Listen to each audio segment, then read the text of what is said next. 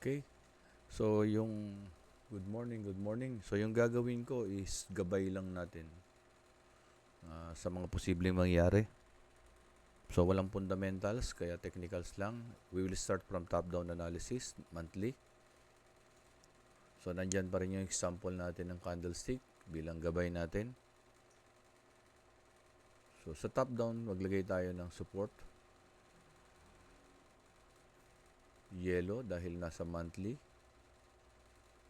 Solid line kung support. Control, i-drag natin doon sa ibabaw ng pula.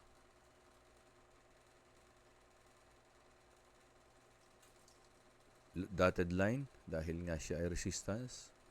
Then, hinanap lang natin kung nasan yung price. Baba ka agad ng weekly. So, lagay tayo dito ng line. Properties, gawin nating blue. Kasi nga, weekly. Hahayaan lang natin maging dotted. Visualization, tanggalin ito. Alisin ng monthly para hindi makikita sa monthly.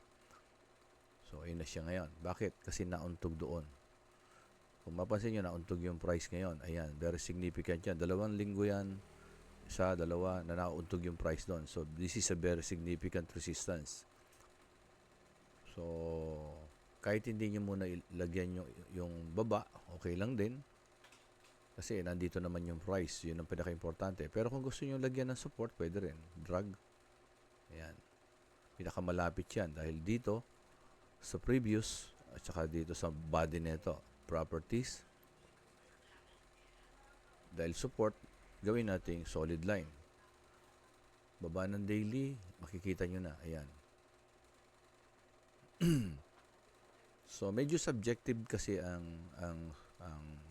support and resistance. Pwedeng sabihin natin that this is already a hanging man. Ayan. Kung lalagay natin dito, pwede yan. Iba, lalagay nila yung resistance nila, lalagay nila dito. Ayun na yung body sa taas. So, dahil doon, naging valid na siya. So, yan. Pwede rin naman doon yung kanina. Dahil naman dito. So, ito ngayon, ayan. So, nasa kwan siya, no? Nasa strong resistance siya. Ayan.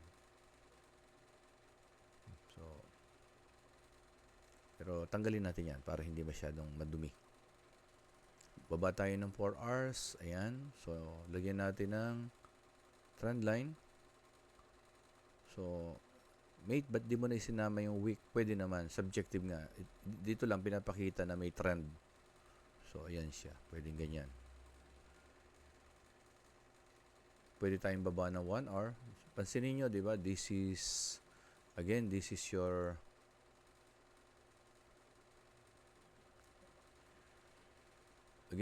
your impulse. Ito, this is a consolidation. Kaya nga lang nasa sideways. Ayan siya, yung sideways. Uptrend yan dahil nga merong high, higher high, higher high.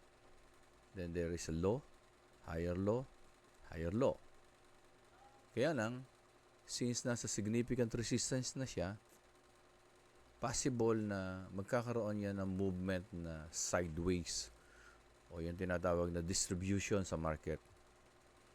Kasi sa market may tinatawag na consolidation, nag-iipon yung mga institution, then uptrend, then distribution. Sa distribution, dyan yung medyo volatile talaga.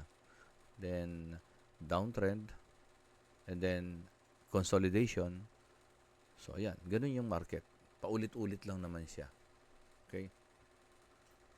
So, ngayon, ayan siya. So, medyo minimize natin. Ayan siya ngayon. So, ayun, nakikita natin. Nandun siya ngayon sa significant resistance. So, ang possibility nito, sabi ko nga, is pwedeng maging volatile yan. Volatile means pwede siya mag-create ng sideways. Pag nakita natin mamaya yan, possible yan ay nagdi-distribute o nagha-hard selling yung mga institusyon. Ngayon, historically, pwede tayong tumingin. Sabi ko nga, di ba, yung mga picture na pinadala ko, mag-backread kayo for today, makikita nyo. Yung iba kasi, hindi sila sa picture, iba video, yan. So, ayan, oh. Ayun siya. Ayun yung kamukha niya, oh. Ayun yung kamukha niya. Ayan. So, ayun siya. Magkamukha sila. Ayan. So, ang tendency nito, binalikan, di ba? Ayan. Ngayon, paano niya binalikan? Ay, binalikan niya yung pair value gap. So, dito ganun din. May pair value gap din ito. Ayun, yung pair value gap. Ayun, oh. Ayun na naman, oh. So, di ba sabi ko, pair value gap, parang bintana yan. So, yung bintana, isasara. Pero yung bintana, dahan-dahan sinasara yan para hindi masira. So, dahan-dahan yan bababa para hindi mahalata. Yun naman dito. So, kung magkamukha yan, lagyan natin ng trend line. So, ganun din.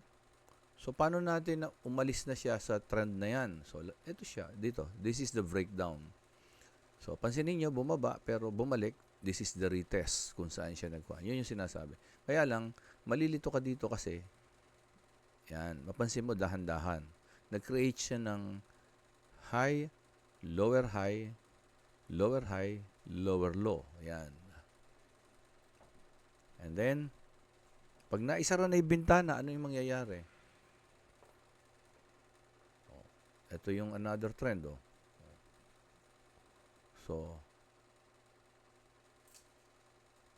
So, ito na naman siya. Diba? The breakdown structure.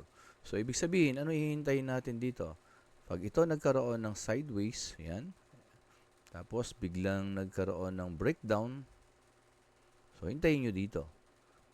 Hintayin nyo yung breakdown o yung tinatawag natin, kung nasa 1 hour ka, 50% ng body nasa ilalim. So, chances are, bababa siya. Kaya lang, hindi bulusok na katulad ng parang ganito. So, it will take time para marating niya to. Kaya pag kumita na, lumabas na kayo. Yun yung sinasabi. Okay? Thank you very much. And sana maging gabay nyo to. And look for the news. Baka may news. Bahala na kayong mag-check sa news. So, yun lang. Para hindi masyadong mahaba yung video natin. Good luck sa inyong mga trade for today. So, ang tawag natin dito is gabay for today.